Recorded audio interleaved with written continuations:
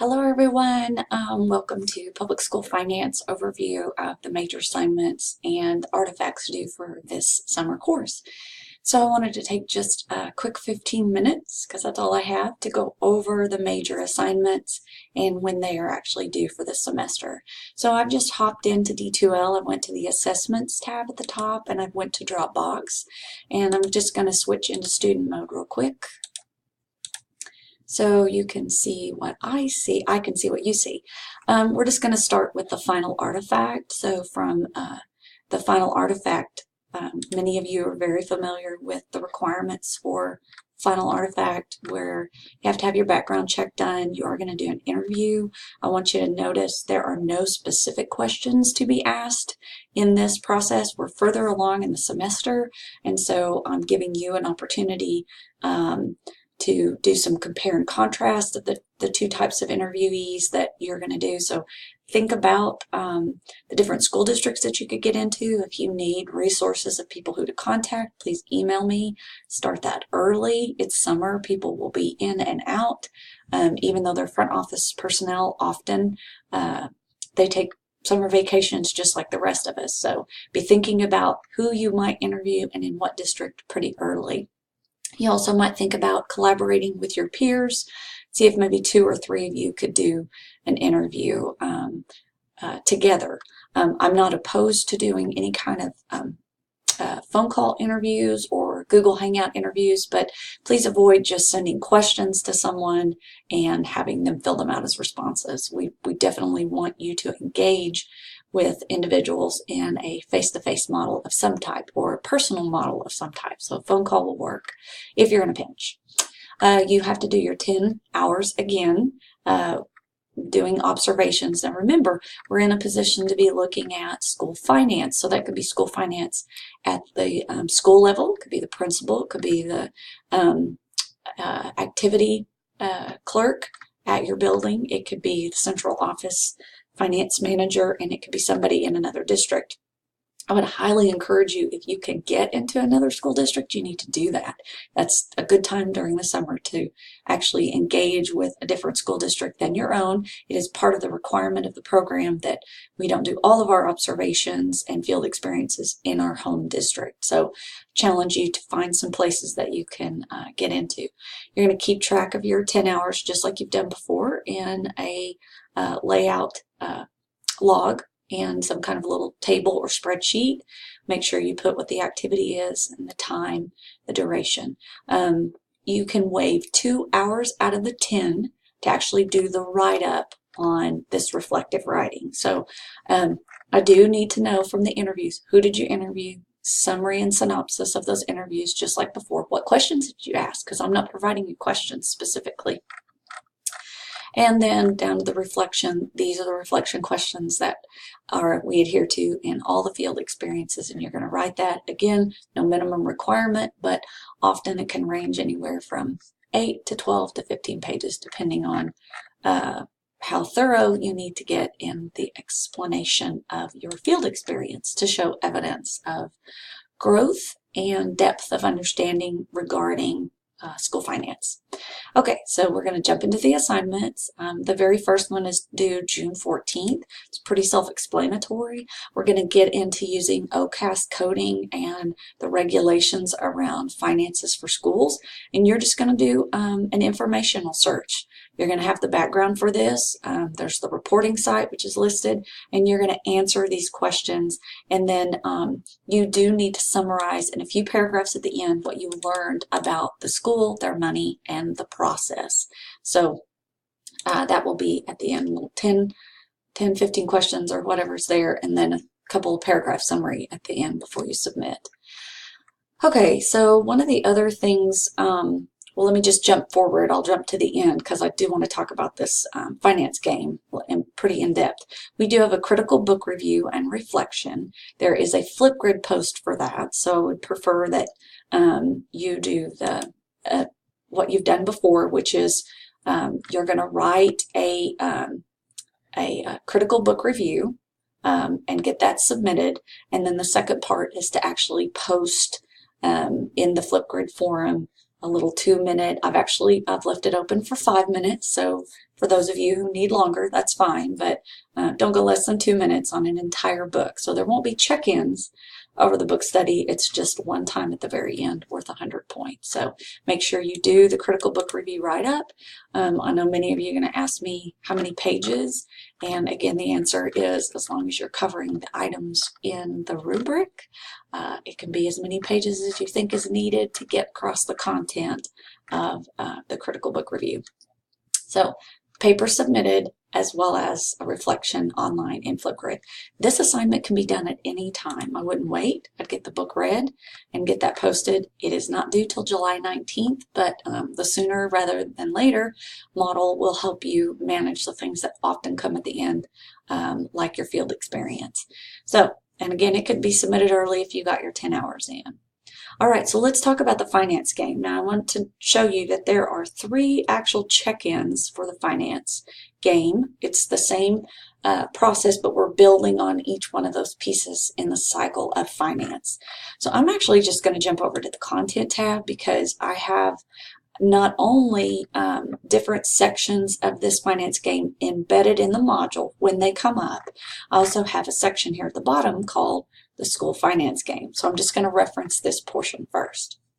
So here early on in the semester, you will be required to begin role-playing your part of managing the finances of a particular school. So your first part is to pick which school you want to govern. So you're either going to do Heritage Elementary School or you're going to do Sky Vista Middle School.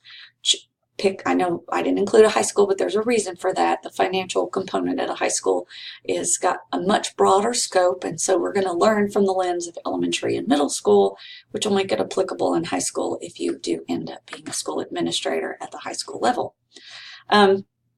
So your first role and responsibility is to make a copy of the school budget template. Now I've included a copy of the template in the module, content module. If you want to download it as an Excel spreadsheet, that's fine. I've posted it as a Google Doc. So if you click on this, it's actually going to reroute you to a place to make a copy of the financial template. So it's going to force you out to your own account. I'm going to pull this one over so you can see a little better. Oops, sorry, I apologize. You are going to make a copy of this for your own in your own Google Drive. Okay, so don't write on mine. This one automatically made a copy. You can save it, put your name on it, and so I know who it is. And then your next responsibility would be you either need to share that back with me now, or you need to share it back with me a little later in the semester, because I need to know that you've got a copy of that template in your Google Drive or on your hard drive. I have to know somehow that everybody's got the budget sheet. So as we move forward in the semester, the next part of the finance game actually comes to when you need to develop a detailed budget and submit it for approval, which is me. I'm going to approve your budget. So we'll talk a little more about budgets as we move forward and how you schedule a budget and decide what to spend on. And so you're going to develop the detailed budget of your projections of spending, and you're going to correlate it to the OCAS codes, which we will talk about this semester as well. Your budget spending should reflect the academic needs of your school, which is why you needed to pick either Heritage Elementary or Sky Vista Middle School. You will submit at the time that you either share back your Google form. You will also submit a brief school mission, maybe the points of pride from the document, and some performance summaries along with your budget approval. So let me push pause on this, and I'm going to go over to the assessment into the Dropbox, and I'm going to show you that when you go to submit your second budget, when you do the upload here, you upload the attachments, the items, your vision, your mission, your goals, all those things. You can either put shared in Google, because you've already shared it with me, and I would love it if you would recopy the link again. So copy and paste it in there so I can re-access it. And I will do a preliminary check of those. When you click submit, I get the comments that go in here. So anytime you need to clarify anything, you can put that in the comments. That's a good place to put your shared Google Doc again. If you're doing your Google Doc separately in Excel, you'll need to attach it as well because I'll need a copy of it. All right, so I'm going to go back to content. I'm going to go back to the game. So that's part 2. So we're putting a detailed budget in and we're submitting our supplemental documents. Part 3 of the finance budget actually is where we're performing the process of expenditures. And so you're going to fill out the attached purchase requisition. So here's your purchase requisition for the items that you wish to purchase and mark those requests in the spreadsheet that they've been purchased. So twofold. You're going to have to fill out the purchase rec, and that goes in the Dropbox, as well as you have to resubmit your budget showing what you've purchased. So I know that they've been purchased. You're keeping track. Here's how much I said I was going to spend, and now here are the things I've spent my money on. Those are correlated to the items that you're buying for your school. Notice I don't put how many things you have to buy. I didn't tell you what you're buying. So again, this is up to you, but this is real life. So when you're a school principal, administrator, or some type of budgetary individual for your school, you do have to mark that, and you have to keep track somewhere in a budgetary system. And often there's a system at the school, but you'll keep a spreadsheet with a running total of what you've purchased. Okay, so that's the process here. You're going to resubmit that to me. So again, attach the documents that go in the Dropbox and anything that you need in the comments, like the link back to your Google Doc, so I can see what you've changed. All right, and then the last part, in many instances in the school budget, there are a change with state revenue. So there's going to be a reduction in your budget of 15%. I'll just give you a news flash. Hopefully you won't have spent so far down that you're in the black, and we'll have to have a conversation about where you get your extra money because you're you don't have enough cash. We're in the red.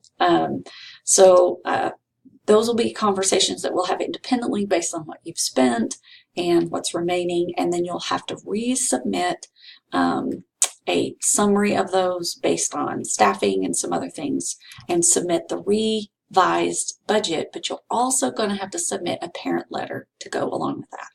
So I know that seems like it sounds like a lot, but it's one part of a very big piece.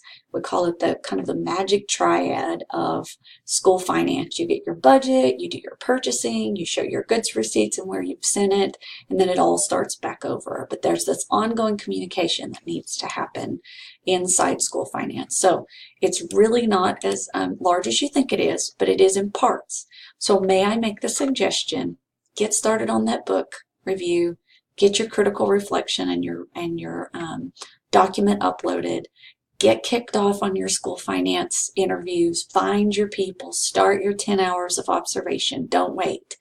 If you can wipe all those out by June, you'll be sitting really nice finalizing the finance budget all the way through the end of June to the end of July. So if you have questions, comments, or concerns, remember, as I post videos, I will give an overview about what needs to be done. I wish I could say I do the videos for my health, but I don't.